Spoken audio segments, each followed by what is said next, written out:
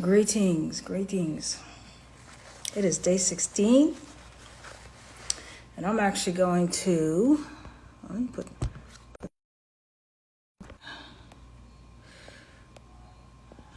fix that. Had to put a little bit brighter. Greetings. It's day 16. I'm going to share my burnout story. I'm a little sleepy, so bear with me for the night. Feels like it's way past my bedtime. So this is the first time I actually feel like I'm sharing this story in detail. I've talked about it a few times, but usually general. I think it's an important conversation to have because I feel like a lot of people are in positions that they are burning out from, and a lot of people are in toxic work environments. And sometimes before we can do anything else, sometimes we just have to get out of that toxic work environment. But so my burnout, I feel like it's usually like a buildup, isn't it? Right? It was 2013. It's actually 10 years. It's going to be 10 years in October of this year. So that's wild. But anyway, it was 10 years ago. I was totally burnt out at my job. I was working for the state of Maryland at the time. And I was working as a social worker, of course, and I was working in the same field for about like 6.5 years. And I remember feeling like, man, I was feeling like my time was coming up. But mostly I was overworked with like the number of cases that I had, number of clients that I had, paperwork, office politics, the usual. And I remember it was like a slow decline, because like we don't just wake up one day and we're like, oh, I'm burnt out. Usually sometimes when people are burnt out, they've been simmering for a few years, just sort of like trying to maintain. And I knew something was up because I started calling out of work. I was calling out of work. It seemed like at least once a month as a mental health day. And I did that for quite some time. And then I started to be late to work. A few minutes here, a few minutes there, 20 minutes here, 30 minutes there. And then I started to leave work early because I was in the field a lot. So I wasn't always in the office. So there were times I'd leave a little bit earlier. And I was struggling. I remember just coming home, crying, not being able to wake up the next day to actually deal with this work. And the thing about burnout is, and I found out with even a lot of my clients, people who are on the verge of burnout typically sometimes have high functioning anxiety or high functioning depression. I don't like labeling people, but I say high functioning in the sense that you've just learned how to manage the anxiety or depression and still be able to keep your job, sometimes over excelling at your job, while there's still this sort of emptiness, this anxiousness, or this sadness, or this cloud that sort of follows you around. And I remember the day that it was, I just didn't feel like coming in. It was one of those days. I don't know. My spirit was like, rest. I didn't call. I just didn't show up. And so I remember getting a call that one of my kids had an emergency. And it wasn't anything serious. It was pretty standard for what he was going through. And I wasn't there to sign off some paperwork, and I felt like really, really terrible about it. And I was like, oh my God, now I'm going to get fired. What am I going to do? But it was actually nothing like that. And when I came in the next day, I knew that I was out of integrity. Sometimes there comes a time when you're like, you're out of integrity with your job. Your values don't even align anymore. And that's something that could exacerbate a burnout as well. And so I felt out of complete alignment. I felt like, when you're working in a condition where people are doing things that you don't agree with, you're seeing things that you don't agree with, and you sometimes become the sort of the rebel at work, right? The one that's like breaking all the rules, bending all the rules for the sort of greater good, almost like Robin Hood type characteristics. And I remember coming in the next day and I was like, okay, I can't continue like this. Because I used to see people around me who were checked out. And, when you're in the social work field and you're working with people, you can't be checked out. At that point, if you're checked out, if you're apathetic or if you have zero empathy, it's time for you to leave. So I was like, okay, I'm totally checked out. So I walk into the building and I literally sat at my desk. It was so surreal. It almost like I was watching myself in a movie. And I remember sitting at my desk and I was like, I can't do this. I didn't have a plan, y'all. I didn't have a plan. I didn't have another job or anything like that. I just knew that if I continued, it was very much dangerous for my mental health, more dangerous than it already was. So I remember sitting at my desk, I typed up my resignation letter, and I just gave it to my supervisor. You know, the first thing my supervisor said, she was like, is it because of me? Because she was a new supervisor to our unit. And I'm like, we're going to really make this about you right now? Like, I'm going through some things. Anyways, I was like, no, it's not about you. I just think it's time for me to leave. And I sort of explained the situation with what happened to one of my kids. And they were totally okay with that. And I was like, no, I think it's time for me to go. And I remember like being very calm about it. It's almost like a breakup. When you experience a breakup and you're done with that relationship, you're not even angry anymore, right? You're just done. And I remember going into the kitchen, making myself a cup of tea. And I remember talking to one of the head supervisors, and she was like, no, don't quit. Maybe we could put you somewhere else. They tried so many different ways to keep me. And I was like, nah, I gotta go. And I don't know if anybody's ever had that kind of feeling where they had no backup plan, but they just knew for the sanity of their health that they really had to get out of that situation. And I remember giving only 2 weeks. I didn't even give a month, which is really weird in my field because there's so many moving parts to make sure that you're giving your families and the kids that you work with a smooth transition. But I couldn't even do that. I gave 2 weeks and that was it. And I remember during that time, I was like, I don't know what I'm going to do. I had a couple, some money in the bank that I saved. I had an emergency stash. And I was like, I'm just going to take this risk. I'm going to take this leap. I don't know what it's trying to tell me, but I know that I need to pivot for my mental health. And sometimes it can feel very scary to make such a drastic decision, especially if you're somebody who maybe you've been at your job for a number of years. Maybe you've built up, you've received a promotion recently. Maybe you are a high-level executive. I'm not sure, right? But maybe you've been at it for quite some time. And people will look at you funny when you leave because they're like, well, what about your retirement? What about your pension? What about all these things? And to me, security over peace of mind just wasn't flying for me. For me, it was I needed a peace of mind. Right? I needed my health back. I needed to find joy again. And so I remember taking that time off to I didn't even take the time to actually heal. Right? I didn't even understand that I was, in fact, struggling with this high functioning depression and anxiety. Because from there, I went to another sort of industry, another position. And what I realized is that burnout is very subtle. It really is subtle, and it sneaks up on you and it eats away at you in different ways, right? And sometimes we find ourselves picking our vices, whether it's food, drinking, sleeping, isolation, those sorts of things. And I remember at that time that when I burnt out, let me see, somebody just said, went through the same exact experience at the end of 2020. I was there for 13 years. Yeah. No backup plan, I didn't have this powerful conversation with God, I'm going to trust in the divine. It was purely survival skills. I felt like I was in survival mode. And when we're in survival mode, we really can't see anything more than that. And I knew that anything else had to be better than where I was currently. And so I remember I got into real estate at the time because I was like, you know what? I want my time back. I want to make more money. And I want more flexibility. And at the time I was a single parent. So that flexibility was really important to me.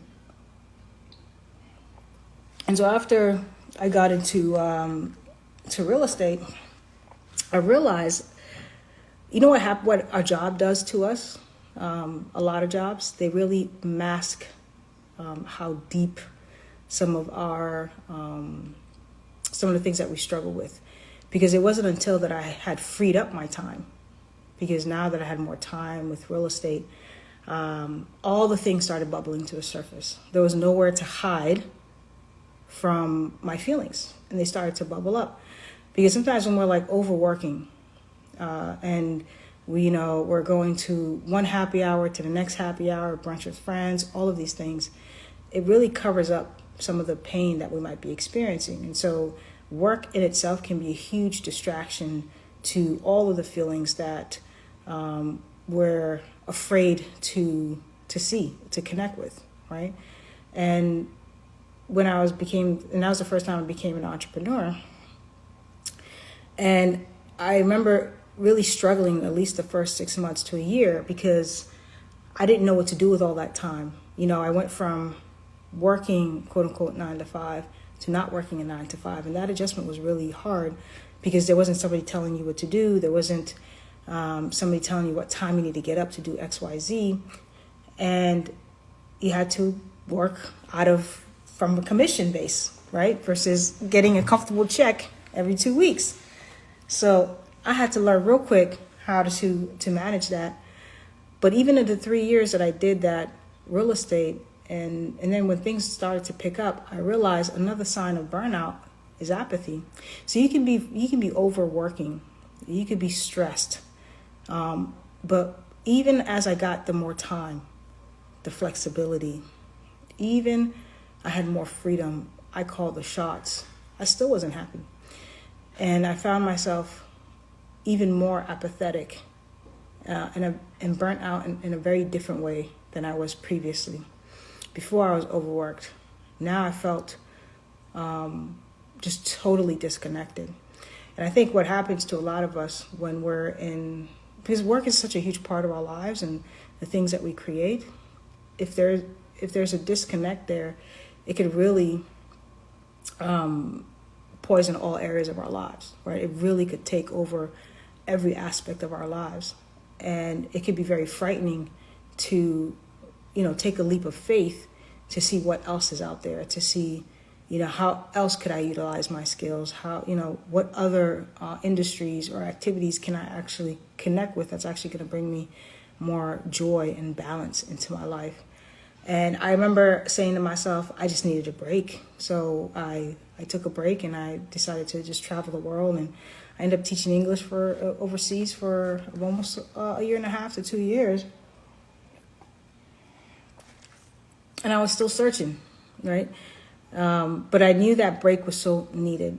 I realized a lot of people don't realize that they can take a leave of absence from their jobs to really figure things out. Sometimes I think if I had taken a sabbatical, like my partner took a sabbatical, she took an 18-month sabbatical, and that's exactly what she needed, right? She made a plan, she created an exit strategy, and sometimes for people that works, right? Some people, like, again, I'm a rip the Band-Aid kind of person, so me creating a specific plan just wasn't going to work. I had to go.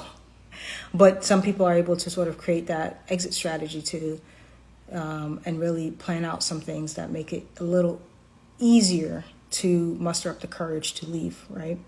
But either way, a plan to get out of a toxic situation needs to happen, because to spend the rest of your life working in positions that maybe not value you, maybe, and I remember that some of the work environments that I worked at was pretty toxic.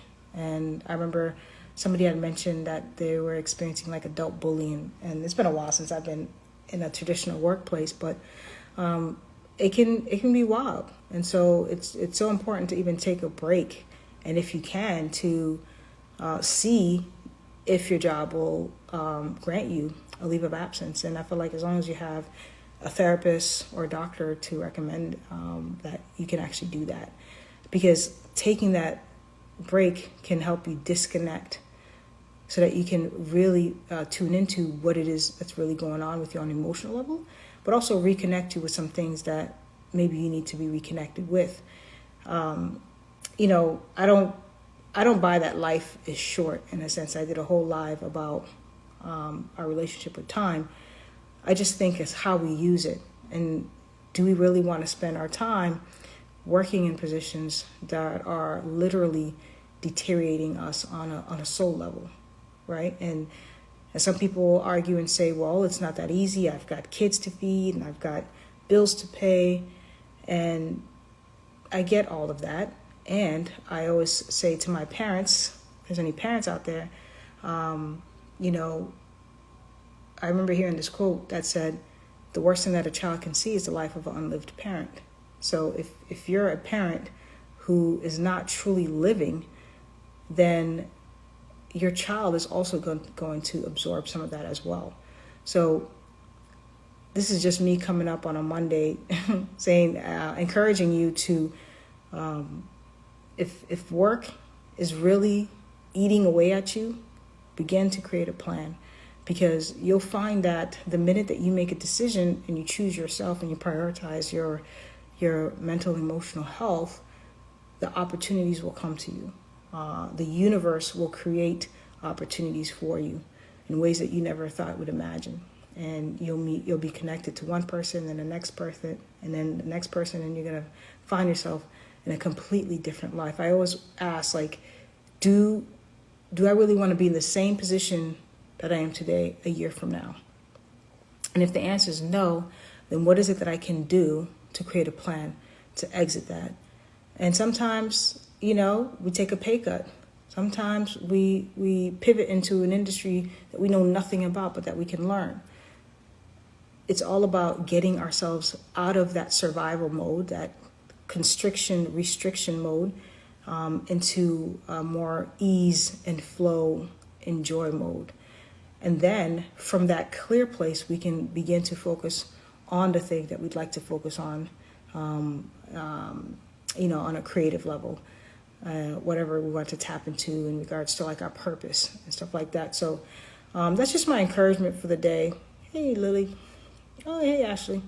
But that's all I got. So tea time with Fran. Yeah, just talking about burnout. So make sure you just take your time and create an exit strategy, and also talk to others who may have done it too, to see how they did it. But it's really just comes down to a decision, a date. I say give yourself a date, reverse engineer that date, work backwards, and begin to make plans to exit out of a toxic situation, because life is not meant to be spent burnt out, working in overdrive, 7 days a week, 24/7. Okay. If you look at the rest of the world, okay, congratulations. I received my mental health leave of absence letter today from my therapist. Beautiful. Now you can just focus on you.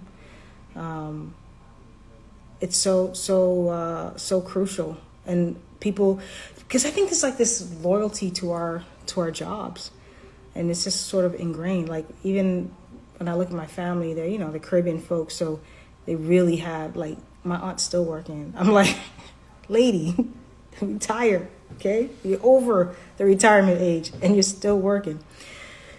But we have to prioritize how we feel. We have to prioritize our joy. And if we don't do that, we're no good to ourselves and we're no good to anyone else. And when I've traveled the world, I see how even when I went to Thailand, they don't overwork themselves like that. It's a much slower pace. When I was in Spain, there were we went to this cafe where certain tables, you couldn't have a laptop on it. Or there were certain times that you couldn't actually even be on your laptop. So they had laptop-free spaces. So it's a real thing. It's just in the States, we've been programmed to believe we need to be worker bees on the hamster wheel. My cousin's home, so it's about to tornado up in here. But anyway, when